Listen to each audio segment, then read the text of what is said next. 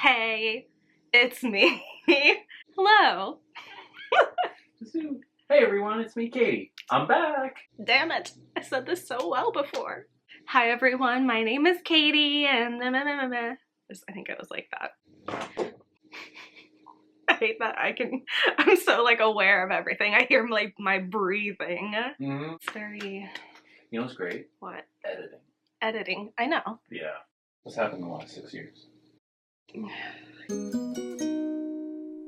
Hi everyone, my name is Katie and I'm filming a welcome back to my channel sort of video, doing a full revival makeover.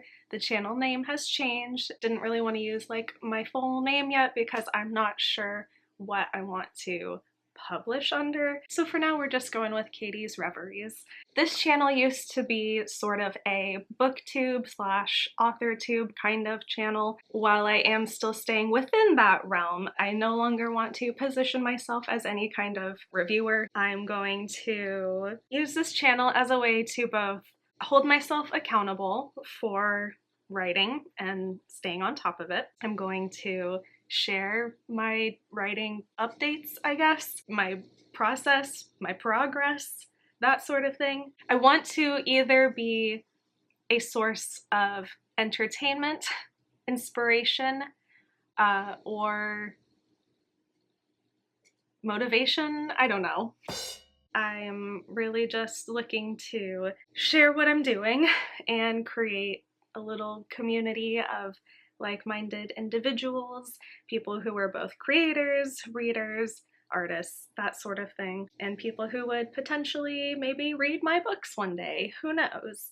So back in 2019, I think one of the last videos that I uploaded was like a NaNoWriMo video. Come 2020 and COVID and the pandemic and all of that, I ended up actually having my baby early.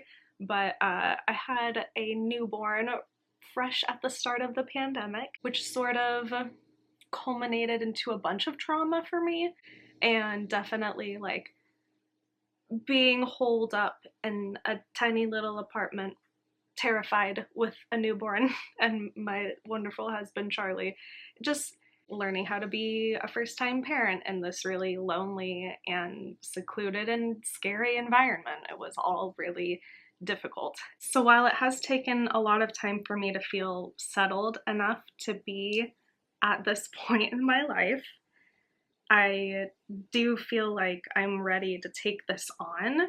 Something that is both a ton of work and also feels very self-indulgent. And I'm very self-conscious and anxious about it, but I know that I'm tired of always operating from a place of fear, and I am tired of not just doing the things that I want for myself in my life. I want to tell you a little bit about myself, both as a person and as a writer and a reader, sort of the things that I value and the things that I enjoy. So I got a degree in English with a minor in Eastern Asian art history. My school had like a really good museum collection, and it was just a personal interest of mine, so I ended up getting a minor in it. But I'm fully in the camp of thinking that you don't need to have a degree in anything to make art, and writing is art. So it was also during college when I really decided to fully commit to writing, pursuing it as a career, so I guess that's why I'm starting from there. And it was also in college when I finished writing my first book, and that happened in my senior year after I graduated college and moved back in with my parents.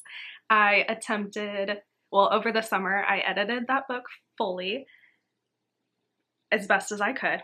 And in the fall, I tried querying to agents. I felt very sure that I wanted to be traditionally published, no matter how long it took, because this was like 2017. On the one hand, being an indie author still had certain connotations to it, like those stories were lesser, or those authors were lesser, because they didn't have to cross the barrier of entry that traditional publishing is. On top of that, being independently published all of the work falls on you to like promote and sell your books. While that's still not something that I love the idea of, indie publishing or self-publishing has become more acceptable, has become more standardized, which I think is a great thing, because I do think that publishing for anybody should be accessible, and traditional publishing is not.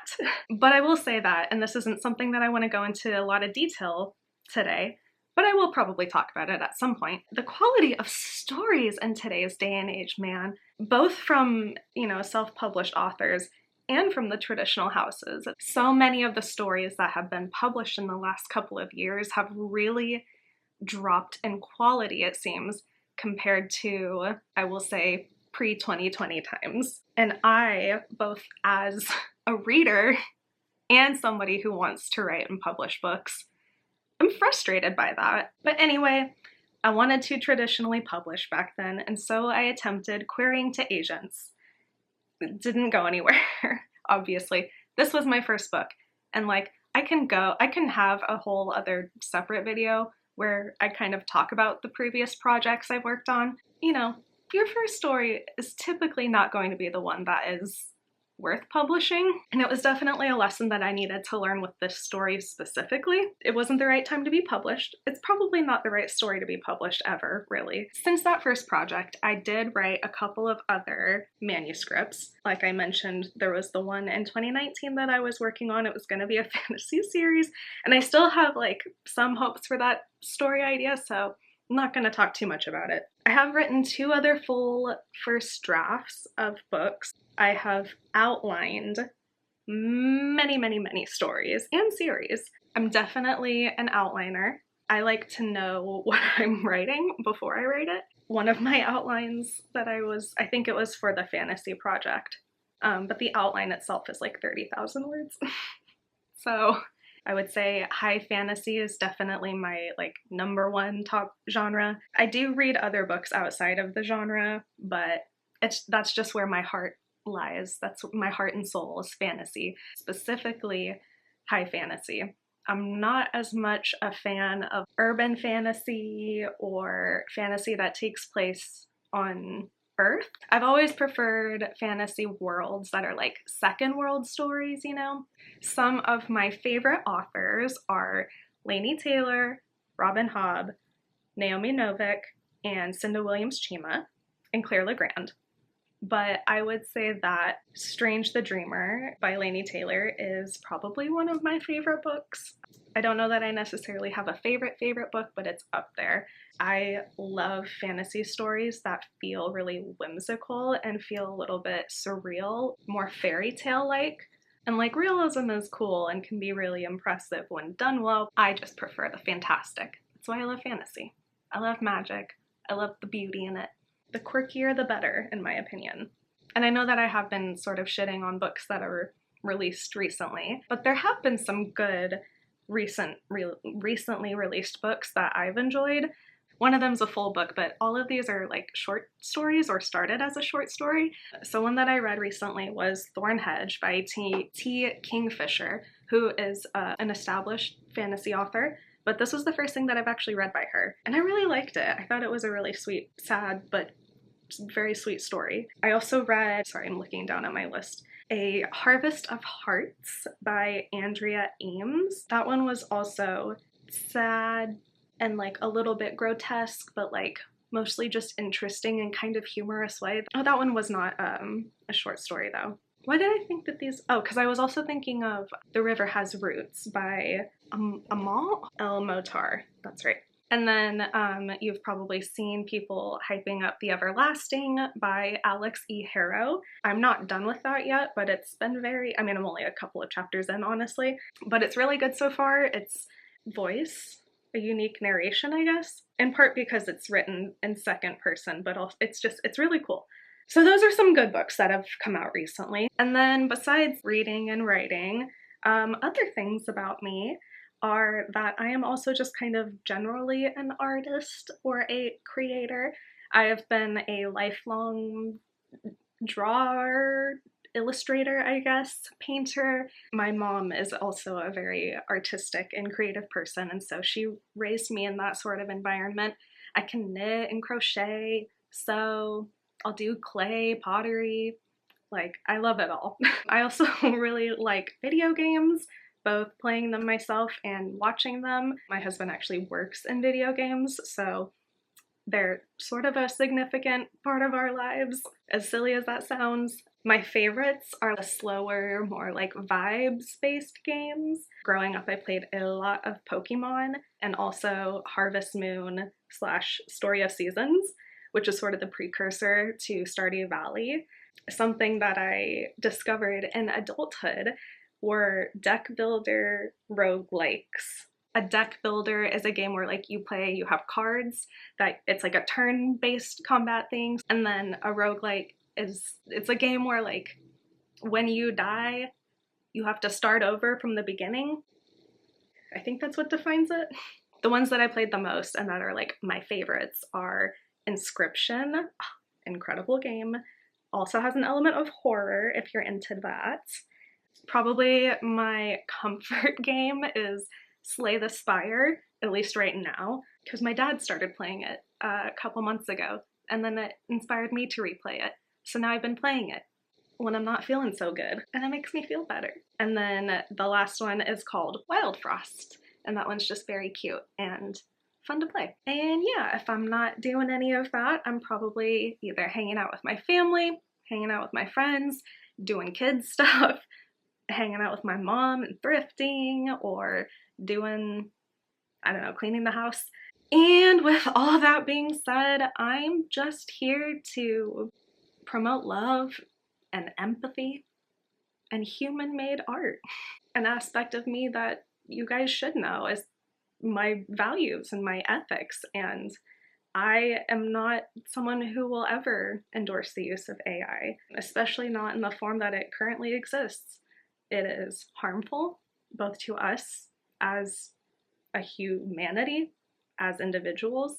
It's harmful for our planet, and it's shit. I know that there are some technical applications that could be beneficial, but I do not support it in the arts. And I ask that if you're gonna hang out here, you reject it too, or at least consider it.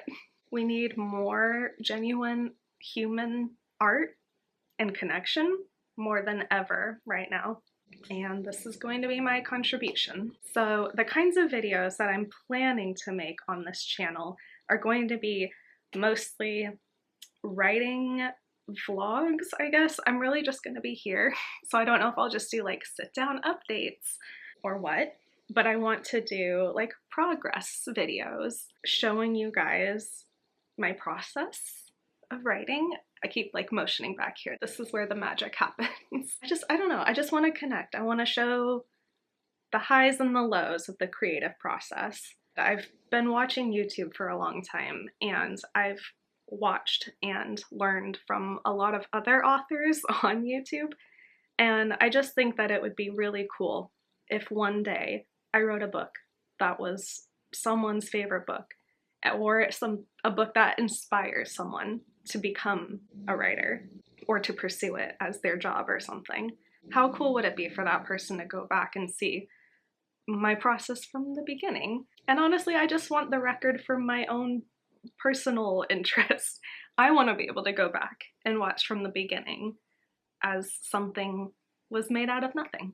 I just think that that's really cool. Besides that, I might also do, I don't know if they'll end up being separate videos or just sections of the updates, but I want to talk about sort of like current issues in the book online space, the conversations that are happening. And I don't want to become like a commentary or reaction channel. I just want to be able to talk about the things that feel important to me and that feel relevant to what I'm doing. And yeah, so if there is anything in particular that you would like to hear more from me, let me know in the comments, or anything that you want to know more about me, anything that you want to hear my thoughts on, that sort of thing.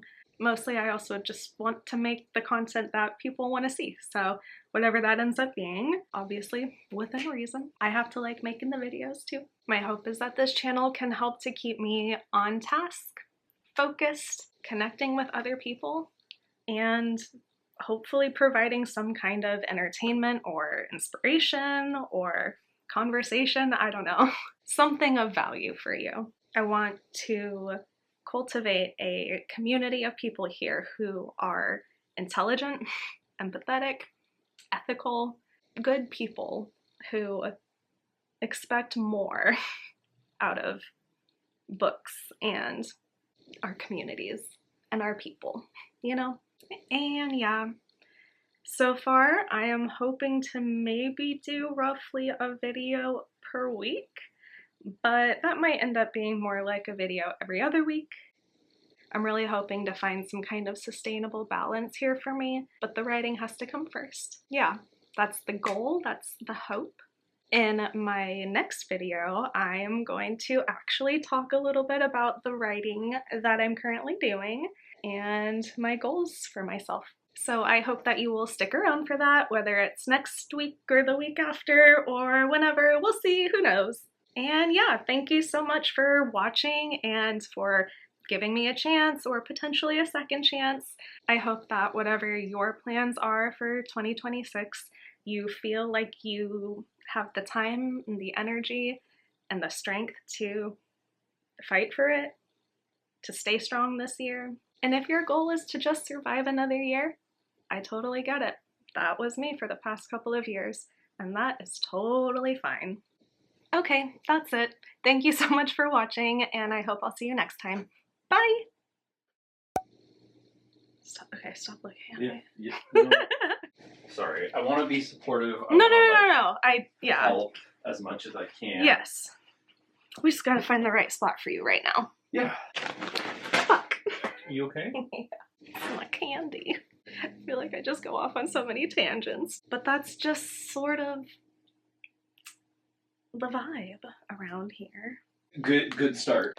Okay.